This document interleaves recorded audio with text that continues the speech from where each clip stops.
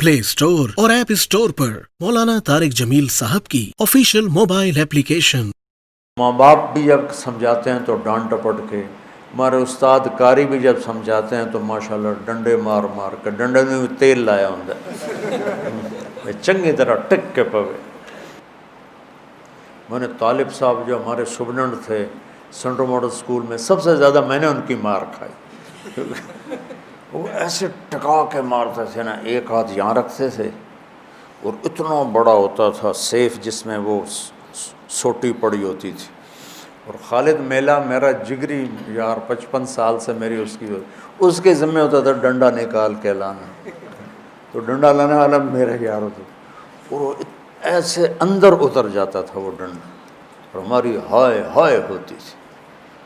लेकिन वो एकदम फिल्म देख कर आए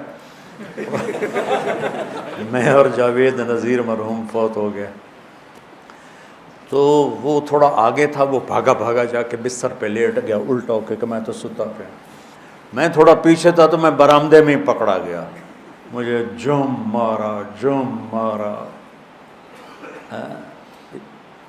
अभी बयान करके मुझे ज़रबें याद आ रही हैं। जावेद नज़ीर बड़ा खुश के तारिक जमीन लितर पै गए, मेरा तो उन्हें पता ही नहीं लगा और ऐं करके सुता पे ना कि आराम नाल तो रिजाई लाई सॉरी दिया ठा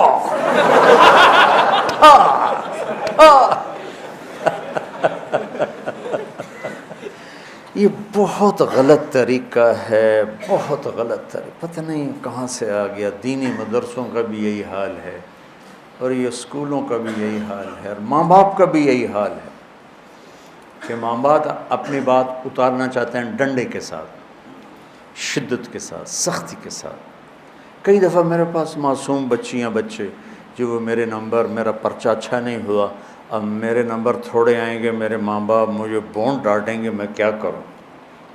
मैंने कहा पुत्र मैं क्या करूँ, कोई दम ज़रूर पड़ा, कोई तो तावीज़ दे माँ। वो नादान माँ बाप हैं जो बच्चों को कम नंबर आने पर डांटते हैं। इन वालदैन ने अपनी सबसे कीमती दौलत बर्बाद कर दी, ए पर, बी पर, सी पर। इसको तालीम थोड़ा ही कहते हैं, तालीम तो समझ का नाम है, रट्टा लगा के पढ़ लेने का नाम तो तालीम नहीं है। हमारा दोस्त था अनपढ़ और वो बहुत बड़ा कारोबारी, समझ का ताल्लुक़ पढ़ाई से नहीं, तो उसने कपड़े के शर्ट्स की दुकान खोली। तो उसकी बीवी पढ़ी लिखी थी, उसने कहा देखो 1 shirt for 1 pound and 3 shirts for 2 pound, ये तू याद कर ले, जोड़ा गा कब तो ये आखना है। ठीक है। अब एक औरत आई, वो रास्ता भूल गई थी, वो उसके स्टोर में आ गई,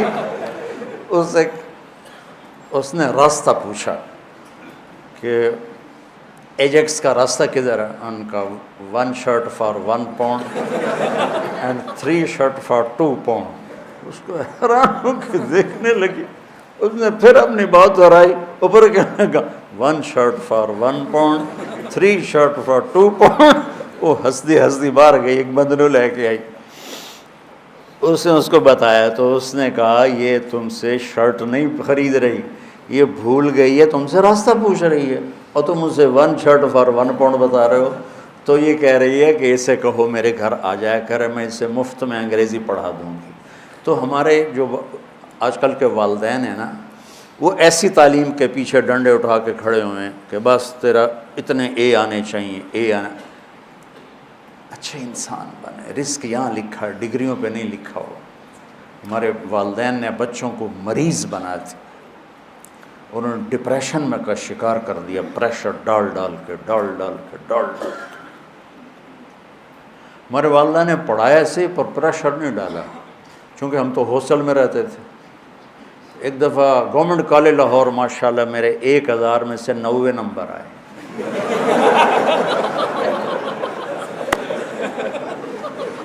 मुझे कोई परवाह ही नहीं थी, वो था कॉलेज का इम्तिहान, मतलब ऊपर बोर्ड का नहीं था, कॉलेज का इम्तिहान था, तो वो भी एक बड़ी इज्जत होता है। मैं बड़े फ़ख्र से बताता, कोई है जिंदे 1090 आए होने, मेरे आए। तो हिदायत होता है किसी को प्यार मोहब्बत से समझा के انجام بتانا ہے۔ ہمارے بچے تو ذبح ہو گئے اسکولوں پر اور پڑھائیوں پر اور ٹیوٹر اور ٹیوشن سینٹر، ان بیچاروں کی جو پنپنے کی عمر تھی، بڑھوتری کی اور عقل کی گروتھ کی عمر تھی، وہ ساری برباد ہو جاتی۔ پھر جو ہی سر نکالتے ہیں نافرمان ہوتے، چونکہ ان کے جو نیورونز ہوتے ہیں وہ 3 سال کی عمر میں اسکول جاتے ہیں، وہ جلنا شروع ہو جاتے ہیں، اسی میں پیچھے سے کرنٹ زیادہ آ جائے تو یہ پھٹ جائیں گے، ٹوٹ جائیں گے۔ جب 3-4 سال کے بچے پر کتابوں کا بوجھ لادا جاتا ہے، پھر ماں باپ کا پریشر ہوتا ہے، تو ان کے نیورون کہتے ہیں دماغی سیل، وہ جل جاتے ہیں، پھٹ جاتے ہیں۔ پھر جو بڑے ہوتے ہیں نہ ماں باپ کی سمجھتے ہیں نہ کسی اور کی سمجھتے ہیں، وہ اپنی کرتے ہیں، اپنی موج میں ہوتے ہیں۔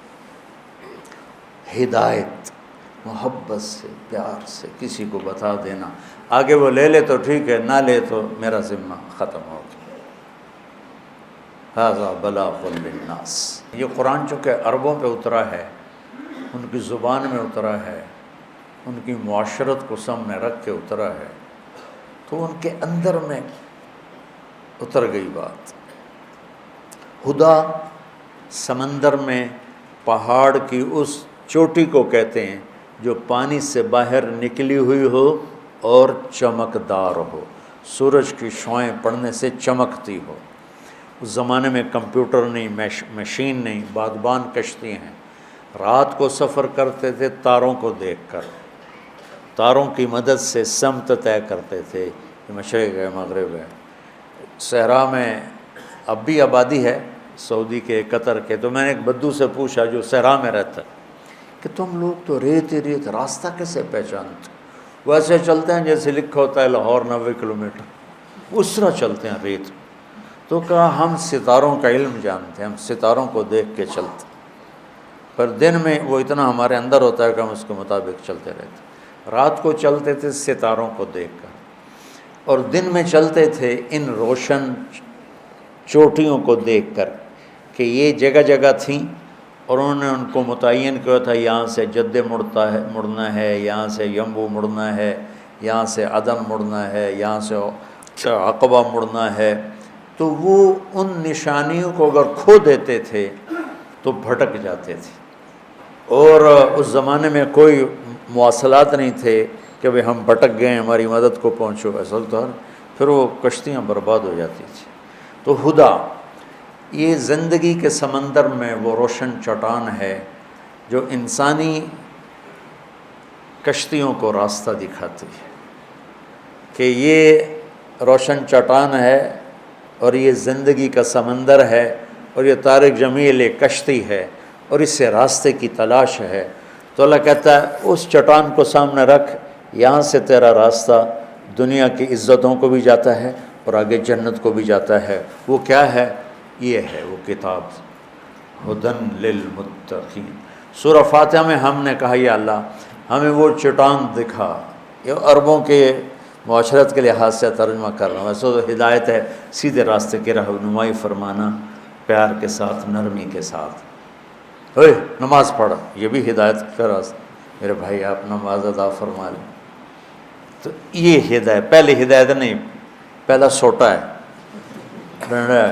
دوسری ہدایت کا راستہ دکھانا ہے پیار محبت سے۔ تو وہ روشن چٹان جو انسانوں کو راستہ دکھاتی ہے، پانی کے سمندر میں اور منزل کا پتہ بتاتی ہے، زندگی کے سمندر میں انسانی کشتیوں کے لیے قرآن وہ چٹان ہے جو انہیں زندگی کا پتہ بتاتا ہے، آخرت کا پتہ بتاتا ہے اور صحیح منزل تک پہنچا دیتا ہے۔ جب اللہ نے ہم نے اللہ سے دعا مانگی یا اللہ میں ہدایت دے، تو اللہ نے ہماری دعا قبول کر کے فرمایا الف لام میم ذالک الکتاب لا ریب فیہ ھدی للمتقین۔ لوگ تم نے مجھ سے ہدایت مانگی تھی نا، تو لو یہ کتاب آ گئی، یہ ہدایت کا ذریعہ ہے، یہ ہدایت کا سامان اور سبب ہے۔ اور یہ ذالک الکتاب لا ریب فیہ میں ایسا دعویٰ ہے جو کائنات میں نہ کوئی کر سکتا ہے، نہ کرے گا، نہ کسی کے بس میں ہے سوائے اللہ کے۔ جو کچھ اس میں لکھا ہے اس میں کوئی شک نہیں۔ شک خود عربی زبان کا لفظ، ریب کا ترجمہ شک نہیں ہے۔ شک کسے کہتے ہیں؟ کہ ایک آدمی وہاں وہ ملت روڈ پہ کھڑا ہے، اس کو پتہ ہی نہیں کہ مدرسہ حسنین کدھر ہے، تو کبھی ادھر دیکھتا ہے کبھی ادھر دیکھتا ہے، کبھی کہتا ہے یہ راستہ جاتا ہے، کبھی کہتا ہے یہ گلی جاتی ہے۔ اس کیفیت کو شک کہتے ہیں، اس میں یہ کیفیت شدید ہے۔ دوسرا لفظ ہے مریا، وہ بھی دماغی شک والی کیفیت ہوتی ہے، لیکن شک سے ذرا ہلکی ہوتی ہے کہ وہ اس کو تھوڑا گمان ہو جاتا ہے کہ یہ جو ڈبل روڈ جا رہا ہے نا، یہ جا رہا ہے مدرسہ حسنین کو، اور ہو سکتا ہے یہ بھی ہو، لیکن مجھے لگتا ہے یہ ہے۔ اس طرح ہو گیا، ایک طرف خیال واضح زیادہ ہو گیا، ٹھیک۔ اس کو کہتے ہیں مریا۔ ریب کسے کہتے ہیں کہ وہ یہاں گرین ٹاؤن چوک پر آتا ہے اور ایک سیکنڈ کے لیے کہتا ہے مدرسہ حسنین کدھر ہے؟ اب یہ کدھر ہے بھی پورا نہیں ہوا کہ اس کی نظر پڑ جاتی ہے ہمارے بورڈ پر مدرسہ حسنین، وہ کدھر، وہ یہ بھی زیادہ ہے، یہ بھی زیادہ ٹائم ہے۔ ایک لمحے کے تردد کو عربی میں ریب کہتے ہیں۔ ایک لمحے کی ابتدا میں تھوڑا تردد اور اسی لمحے کے آخر میں وہ تردد ختم ہو گیا، اسے عربی میں ریب کہتے ہیں۔ تو وہ شہنشاہ کہہ رہا ہے وہ میرے بیوقوف بندو، وہ میرے پیارے بندو، اللہ تعالیٰ لاڈ سے پکارتا ہے، کبھی ڈانٹ کے پکارتا ہے، وہ میرے بندو میری کتاب میں تو ریب بھی نہیں ہے کہ ایک کھٹک، ٹک ٹک بھی زیادہ ہے، اتنی دیر کا بھی کھٹکا نہیں ہے، تو مریا شک اس میں کہاں آئے گا؟ جو اتنی طاقتور کتاب ہو، تم اسے چھوڑ کے لوگوں کے پیچھے بھاگ رہے ہو، کتنے بے وقوف۔